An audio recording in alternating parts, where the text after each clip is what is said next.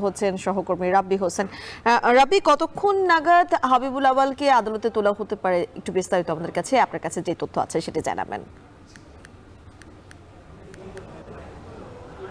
মিম, আজকে দুপুরের পরপর সময়ে এই যে হাবিবুল আউয়াল, সাবেক প্রধান নির্বাচন কমিশনার, তাকে শেরেবাংলা নগর থানার একটি মামলায় গ্রেপ্তার করা হয়েছে। তাকে কিছুক্ষণের মধ্যে আদালতে আনা হবে এবং পুলিশের পক্ষ থেকে আমরা যতটুকু জানতে পেরেছি যে তাকে 10 দিনের রিমান্ডের আবেদন করবেন বলে আমাদেরকে জানিয়েছেন। তবে এখনও যেহেতু কাগজটি আমাদের হাতে পৌঁছায়নি, আমরা সেটি নিশ্চিত করে বলতে পারছি না।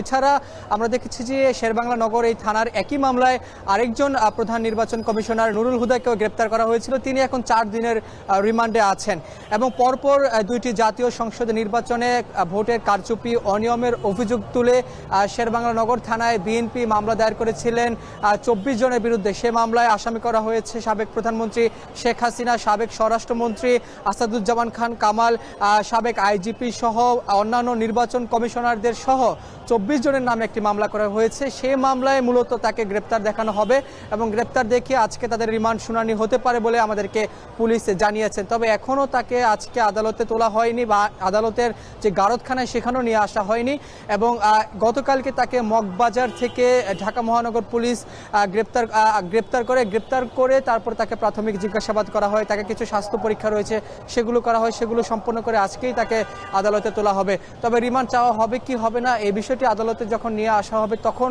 জানা যাবে।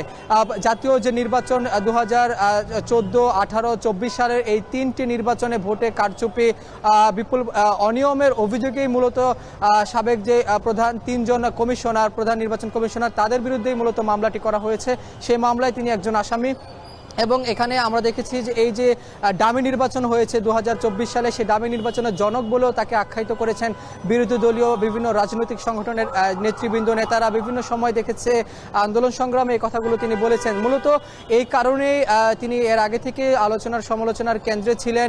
2024 সালের নির্বাচনের পর থেকে 5ই আগস্টের পর আওয়ামী লীগের পতন হলে শেখ হাসিনা যখন ভারতে অবস্থান করেন, পালিয়ে গিয়ে এরপরই যেই নির্বাচন কমিশনাররা ছিলেন সহ আওয়ামী লীগের নেতা কর্মীরা সকলেই পলাতক অবস্থায় ছিলেন এবং পলাতক অবস্থায় এখন পর্যন্ত প্রায় 100-রও বেশি আওয়ামী লীগের নেতাকর্মী গ্রেপ্তার হয়েছেন, কারাগারে রয়েছেন, কেউ কেউ রিমান্ডে রয়েছেন এবং নির্বাচন কমিশনার, প্রধান 2 জন নির্বাচন কমিশনার পরপর গ্রেপ্তার হয়েছেন। এর আগে নুরুল হুদা তিনি গ্রেপ্তার হয়েছেন। গ্রেপ্তার হওয়ার পর তাকে 10 দিনের রিমান্ডের আবেদন করেছিলেন মামলার তদন্তকারী কর্মকর্তা।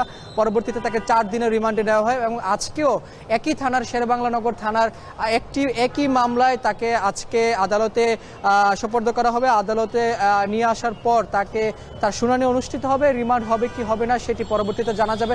তার পক্ষে কোনো আইনজীবী দাঁড়ায় কিনা সে বিষয়টিও পরবর্তীতে নিশ্চিত করে বলা সম্ভব হবে।